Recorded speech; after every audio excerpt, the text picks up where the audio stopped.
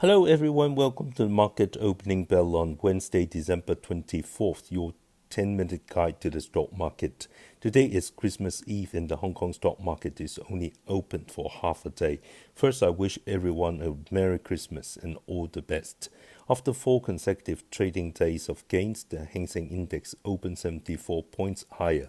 Although it once rose 125 points to a high of 25,927 points, the upward momentum weakened, and in the afternoon it fell as much as 75 points to a low of 25,726 points. It closed at 25,774 points for the day, down 27 points or 0.1%.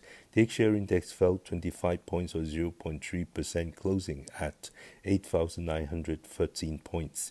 The Hang Seng Tech Index dropped 37 points or 0.7%, closing at 5,488 points.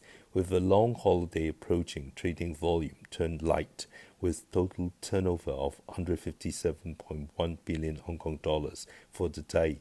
Southbound funds net bought $611 million in Hong Kong stocks.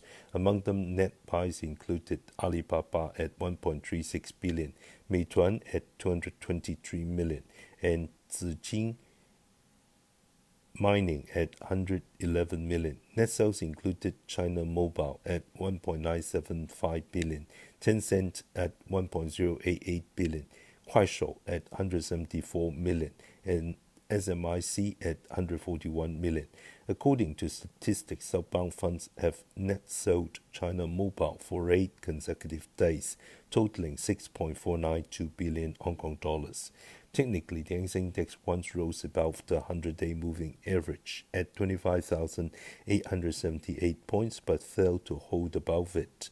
Support on the downside looks to the 20-day line at 25,749 points and the 10-day line at 25,614 points. The 3 major A-share indexes performed well in the morning but turned lower in the afternoon before closing slightly higher, with turnover slightly higher than the previous day. The Shanghai Composite Index closed up 2 points or 0.07% at 3,919 points. The Shenzhen Component Index rose 36 points or 0.3% to 13,368 points. The Chinex Index gained 13 points or 0.4% to 3,205 points. Combined turnover in Shanghai and Shenzhen was 1.8968 trillion yuan. The renminbi central parity rate against the US dollar rose 49 points day on day to 7.0523 per dollar, hitting a nearly 15-month high. The National Housing and Urban Rural Development Work Conference was held in Beijing over 2 days, proposing to focus on stabilizing the real estate market, emphasizing city-specific policies to control increments, reduce inventory, and optimize supply. It also involves combining urban renewal and urban village transformation to revitalize and utilize existing land, promoting the acquisition of existing commercial housing for use as affordable housing, resettlement housing, dormitories, and talent housing. It calls for optimizing and precisely implementing affordable housing supply, carrying out house quality improvement projects, and orderly advancing the construction of good houses, further leveraging the role of the real estate project-wide lease system to support reasonable financing needs of real estate enterprises. In real estate financing, implemented lead bank system. In commercial housing sales, promote a pre-sale system to achieve what you see is what you get, fundamentally preventing delivery risks and deepening housing provident fund system reform. On the Hong Kong stock market, Kuaishou fell 3.5%, making it the worst performing blue chip stock. Kuaishou announced that its live streaming function on the Kuaishou app was subjected to a network attack around 10 p.m. on the 22nd. The company immediately activated its contingency plan, and after full efforts in handling and system repair, the live streaming function of the Kuaishou app has gradually returned to normal service. Other services of the Kuaishou app were not affected. Kuaishou stated that the company always strictly adheres to compliance baselines, resolutely opposes any illegal content and behavior, and strongly condemns the illegal criminal activities of black and grey industries. The company has reported the incident to the public security authorities and relevant departments and will take other appropriate legal remedies as necessary to protect the interests of the company and its shareholders. Although its stock price stabilized somewhat before the close, this incident has created a short-term confidence crisis for Kuaishou. The market is watching whether government regulatory authorities such as the Cyberspace Administration will intervene in the investigation and whether Kuaishou needs to significantly increase its cybersecurity budget to upgrade its AI content recognition system. Since its high in October 2025, Kuaishou's stock price has cumulatively fallen about 30%, and this security incident will exacerbate the downward pressure on its stock price. In individual stocks, Shanghua Intelligent Controls released a profit alert with the stock price rising initially before pulling back, closing down 6.6% at 33.1 Hong Kong dollars. Shanghua Intelligent Controls expects full year 2025 net profit attributable to listed company shareholders to reach 3.874 billion to 4.649 billion yuan, up about 25% to 50% year-on-year, mainly benefiting from the refrigeration and air conditioning electrical parts business continuing to consolidate its industry-leading position, with market demand growth and core product technology accumulation and scale production advantages driving sustained business growth. At the same time, market layout in the new energy vehicle thermal management field and benchmark customer demonstration effects further promote order growth in the automotive parts business. With the two major business segments developing synergistically to provide solid support for full-year performance growth. However, Shanghua Intelligent Controls recorded net profit attributable to listed company shareholders of about 2.11 billion yuan in the first half of 2025, based on the lower end of its profit alert at 3.874 billion yuan. The second half profit would be 1.764 billion yuan, which actually represents a decline compared to the first half. Meanwhile, the market is also paying attention to uncertainties such as global electric vehicle demand, industry competition, macroeconomic conditions, and supply chain changes. Cathay Pacific also issued a profit alert, expecting strong second half performance and full year results exceeding last year, with the stock price rising 7.2%. The company stated that performance growth was mainly driven by capacity increases, steady passenger load factors, and resilient cargo demand. However, Hong Kong Express recorded losses due to softening demand on Japan routes, partially offsetting the group's overall positive factors. Its November passenger and cargo data showed steady demand in both. November passenger volume grew 26% year-on-year. Management noted that despite no long holidays in Hong Kong during the months, passenger volume remained strong, with a load factor of 87%, hitting a two-year monthly high. Looking ahead, travel demand during the Christmas and Lunar New Year holidays is expected to be positive. Xiaomi will release the Xiaomi 17 Ultra on Christmas, and due to significant cost increases in core components like processors, cameras, and memory, Group President Lu Weibing stated that prices will definitely rise. The expected starting price is about 6,999 yuan. Xiaomi's stock price fell 1.6%. The market digested the U.S. third quarter GDP annualized growth rate exceeding expectations, with U.S. stocks opening lower but closing higher. The fear index VIX fell 0.08 points, or 0.6% to 14 points. The Dow closed up 79 points or 0.2% at 48,442 points. The Nasdaq rose 133 points or 0.6% to 23,561 points. The S&P 500 gained 31 points or 0.5% to 6,909 points, setting a new closing high. The Nasdaq Golden Dragon China Index, reflecting Chinese concept stocks, fell 44 points or 0.6% to 7,638 points. Tech stocks had made performance, with Nvidia up 3%, Amazon and Alphabet up over 1%, Apple up 0.5%, Tesla fell 0.7%, Oracle gave back 1.5%.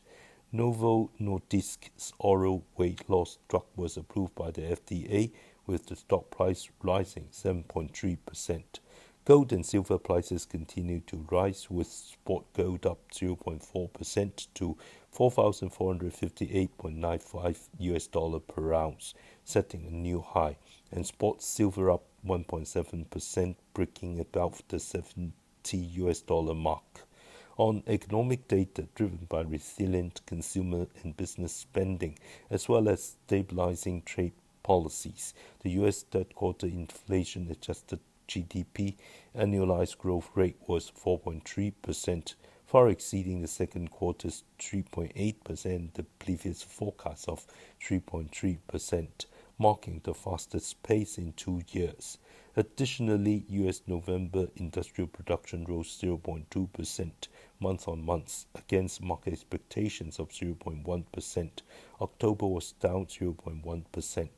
U.S. President Trump and National Economic Council Director Hassett echoed each other in advocating for Fed rate cuts. Trump posted on social media that if the economy is in good shape, he hopes the new Fed chair can further lower interest rates. Trump noted that in the past, good news would drive stocks up, but now good news causes stocks to fall because the market thinks rates will rise immediately to counter potential inflation. Hassett, a leading candidate for the next Fed chair, said that even though U.S. third quarter growth far exceeded expectations, the pace of rate cuts is still not fast enough. U.S. Treasury Secretary Bessent said he supports reconsidering the Fed's 2% inflation target, provided the U.S. can sustainably bring price increases down to that level. He added that once the target is redetermined, discussions can be held on whether to change it to a range such as 1.5% to 2.5% or 1% to 3%. Our stock pick today is Kingboard Holdings, stock code 148. Kingboard Holdings' net profit attributable to shareholders in the first half of this year increased significantly by 70% year-on-year to 2.581 billion Hong Kong dollars, mainly due to the rapid development of AI, artificial intelligence. The strong demand for emerging electronic products centered around the AI concept has driven growth in demand for the group's copper laminate products and printed circuit board products, with profits from both divisions rising compared to the same period last year. In addition, the profit from the group's investment business division also recorded growth compared to the same period last year. By business division, the copper laminate division's revenue rose 10% to 9.76 billion Hong Kong dollars. Looking ahead, the group will promote market share for mid to high-end products such as high-frequency, high-speed, medium, high-heat resistance, halogen-free, and pre-pack materials. For example, it has successfully developed various high-frequency, high-speed products that can be applied to GPU motherboards in AI servers, and has successfully developed HVLP3 copper foil for AI servers, as well as ultra-thin VLP copper foil for IC packaging carriers. The group's high-end copper laminate products have been certified for entry into multiple globally leading Tier 1 automotive parts manufacturers and important domestic and overseas communication terminal clients, which will enable the group to fully cover the product needs of different downstream customers in the future. Low dielectric glass fiber yarn used in high-end communication fields, especially in 5G, 6G communications and AI servers, is currently in short supply on the market. The first kiln for producing low dielectric glass fiber yarn built by the group in Qingyuan City, Guangdong Province, was put into operation in the first half of 2025, and 3 more kilns will be added in the second half to produce low dielectric glass fiber yarn, with products including higher value added second generation low dielectric glass fiber yarn to meet the product requirements driven by high computing power from 5G, 6G communications and AI development. At the same time, in 2026, another special glass fiber yarn factory will be built within the park, putting 6 kilns into operation to produce low dielectric, low expansion and quartz glass fiber yarn, expanding the group's market share in high-end products. In addition, the project in Shaoguan City, Guangdong Province, for an annual production of 70,000 tons of electronic-grade glass fiber yarn and 96 million meters of electronic-grade glass fiber cloths will also be put into operation in the second half of 2026, which can alleviate capacity bottlenecks for downstream products. In terms of overseas layout, the group will phase in 2 additional phases of 400,000 sheets each in Thailand, increasing total capacity to 1.8 million sheets, supporting the group to become the largest copper laminate producer in Southeast Asia. The printed circuit board division sales rose 11% to 6.451 billion Hong Kong dollars, mainly benefiting from sustained growth in demand for electronic products, strong demand for computing infrastructure, driven by high-speed computing servers and AI artificial intelligence technology development, as well as the ongoing advancement of automotive electronics and intelligence.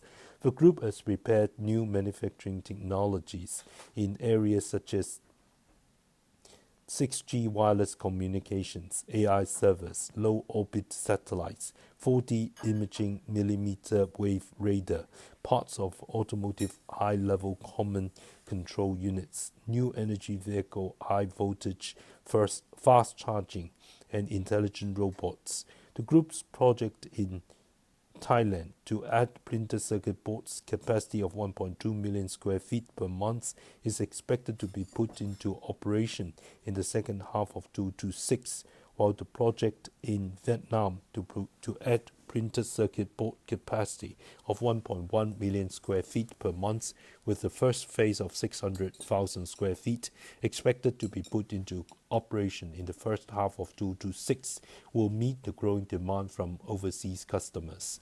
The chemicals division's revenue rose 2% to 6.665 billion Hong Kong dollars.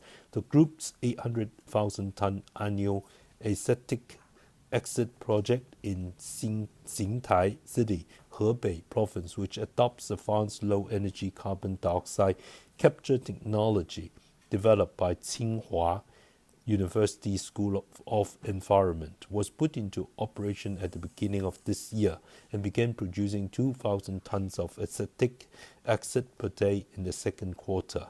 The total annual output value of the Hebei acetic acid plant will reach 3 billion yuan.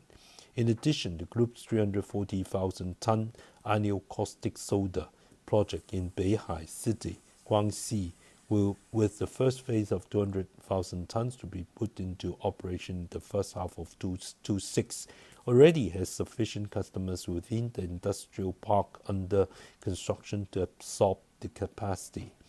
All caustic soda products can be transported via short-distance shipping or pipelines to save transportation costs, and the average selling price of caustic soda is high compared to the Hengyang region, giving it a clear market advantage. This will further expand the group's footprint in the chemical business. Recommended buy price $27, target $30, stop loss $25.70. I do not hold the above stock.